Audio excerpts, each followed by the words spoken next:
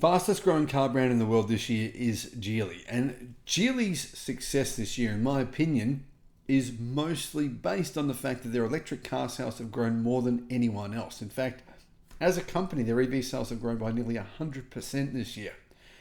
And Geely are actually doing some crazy stuff. They have climbed the ladder and actually just passed Tesla this year. I mean, Geely was well behind Tesla as a car company last year, but this year things have changed and they've leapfrogged them. Hello, my friends. Welcome to the channel. Great to have you with us. I'm Sam Evans. You're watching Electric Viking. I should point out, there is kind of a conflict of interest with this video, I guess. Geely did pay for a trip for me to go to China to review their electric car. And in my review of that car, I probably am the only journalist that pointed out some significant issues that I think it has. Geely say that they're going to fix the biggest one. As soon as we let them know this problem, I said the suspension, it's too soft. It needs better handling. They said, yep, we're going to fix that. So kudos to them. But I think I'm pretty objective. If you watch my review on that car, I think you'll probably agree. But you've got to point this out. You've got to point out the reality here. Geely is doing some incredible stuff. In fact, their profits have surged as sales have nearly hit 2 million. Geely Automobile Holdings is the centerpiece of billionaire Li Shufu's car empire, and it's continued to increase revenue and profits in the third quarter as the automaker enjoys a boon from electric vehicle and hybrids. Net income jumped 92% to $340 million US, while revenue rose 20% to 60.4 billion yen in the 3 months ended September 30, the company said yesterday. Geely has sold 1.72 million vehicles this year through October, significantly more than Tesla and up 32% from 1 year earlier. It's on track to meet its sales target of more than 2 million vehicles for the year, and only needs to deliver 150,000 vehicles per month on average in November and December. It will easily do 300,000 in those months, meaning Geely will probably sell around about 2.4 million cars, meaning it's leapfrogged Audi, Tesla, BMW, Mercedes, which it owns part of, by the way, should I not mention. In the first 3 quarters of 2024, the group maintained strong growth momentum, with sales volume increasing by 32% year on year, outperforming the market. Although still a long way from market leader BYD, which sold 500,000 EVs and hybrids in October alone, Geely's transition to plug-in vehicles and EVs is showing progress. They have probably the best EV technology in the world right now as well, so things could start to get a little crazy for them in terms of their EV sales as they go global over the next 12 months. Deliveries of EVs and plug-in hybrids have almost doubled from last year to 655,000 in the first 10 months of 2024, with the premium EV brand Zeekr and Galaxy series very popular with customers. Zeekr EV sales are up about 90%.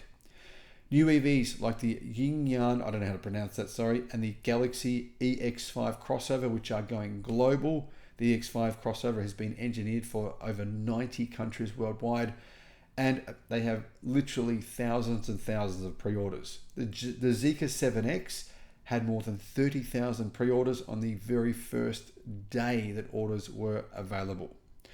Manufacturers like BYD and Geely have benefited from China's Cash for Clunkers program as well, says Automotive News China. This program, it's an interesting program, right? It actually gives money to people to bring in their old crappy car, trade it in for an EV. Local government wants to get rid of all these old internal combustion cars on the road. And basically, if you want to buy a new internal combustion engine vehicle in many places, cities around China, you've got to pay tens of thousands of dollars just to register it. So the government knows when you get rid of your old internal combustion vehicle, it won't be replaced with an internal combustion vehicle. It's going to be replaced with an EV. And therefore, the air quality in China continues to get better. When I first went to China, I think it was about, 12 years ago. 12 years ago, wow. The air quality was not great. It wasn't. The air quality there now is massively improved. It still has a long way to go though. And so the Chinese government is trying to get people out of these old stinky petrol cars, diesel cars, into new EVs. Geely's share price has rebounded this year. It's up 64%, right? 64% compared with the Hang Seng index is 15%. So the entire index is up 15%, but Geely is up 64%. Now, can you say the same thing for General Motors or Ford or the Volkswagen Group? Yeah, hell no. Exports is a strong growth area for the company, with Geely's shipments overseas rising by 71% in the first 10 months. Now, this is going to be an interesting situation for Geely because of the trade restrictions now, tariffs on electric cars going to Europe, tariffs on vehicles going to the United States. But remember, Geely are going to focus on all these other car markets: Australia, Thailand, potentially places like Brazil, Southeast Asia, the Middle East. There's so many other places that don't have tariffs on Geely's vehicles. Now, keep in mind that EU voted to impose tariffs on Geely's vehicles at 18.8%, which is very low, and it implies that it looks like Geely's not receiving huge payments from the Chinese government. Geely had to open their books up, as in the European Union looked at their books, and that's why they imposed a low tariff, much lower than other manufacturers, on Geely. So that's quite interesting. Now, Geely are targeting Turkey and Brazil in particular, but they're also looking at countries that are right-hand drive as well.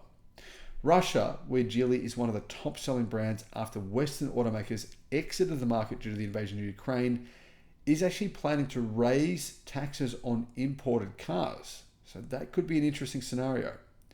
The recycling fees that car producers in Russia must pay to cover potential costs of when the vehicle are scrapped have been more than doubled for some vehicle segments. This cost will be offset by subsidies for local car makers, according to Russian media reports. So it looks like Russia is trying to incentivize its local automotive industry to make more cars after the Chinese have essentially taken over the Russian car market. Very interesting. The Chinese literally own like 70% of the Russian car market now.